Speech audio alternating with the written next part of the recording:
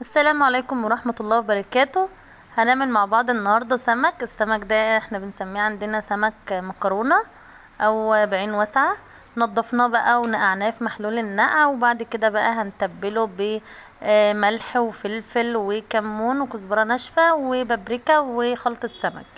خلطة سمك جاهزة تمام. هتظبطي بقى الملح بتاعك كده زي ما انت عاوزة، وبعد كده تنزلي بعصير ليمونتين كبار، وهنقلب السمك كويس قوي قوي في التتبيله دي. انا بحب بقى التتبيله دي جدا. بصوا التتبيله دي زي تتبيله المطاعم بالظبط، من غير دقه بقى ولا الكلام ده، للناس اللي ما بتحبش التوم وريحه التوم والكلام ده كله. فهنتبل السمك كويس قوي قوي، وهنسيبه بقى كده في التتبيله دي ساعتين 3 على ما يتبل كده. نروح نعمل الرز الصياديه بتاعنا الخطير. حلة على النار فيها شوية زيت، هنزل ب3 بصلات كبار، هفضل احمر فيهم لحد ما يوصل لونهم للون اللي انتوا شايفينه ده. وبعد كده بقى هنزل بالمية المغلية بتاعتي،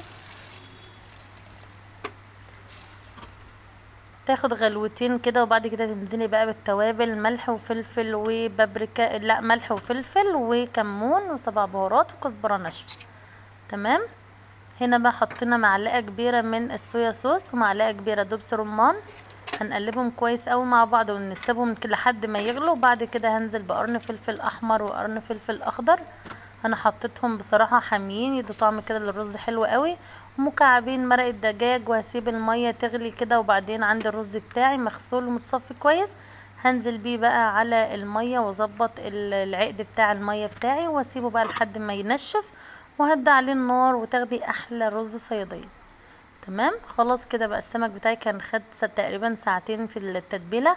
هنحطه بقى في الدقيق وبعدين نقليه. هنا النور كان قطع، فعشان كده التصوير كان وحش جدا. وخلاص بقى السمك بتاعي اتقلى وبقى زي الفل زي ما انتم شايفين كده، قرمشه جميله جدا وطعم حلو قوي قوي ومتبل قوي واخد حقه في التتبيله جدا. طعم خطير، وشايفين الجلده مش لازقه خالص في اللحم. ما شاء الله حلو قوي قوي، واللحمه شاربه من التتبيله. اشوفكم في وصفه جديده ان شاء الله. مع السلامه.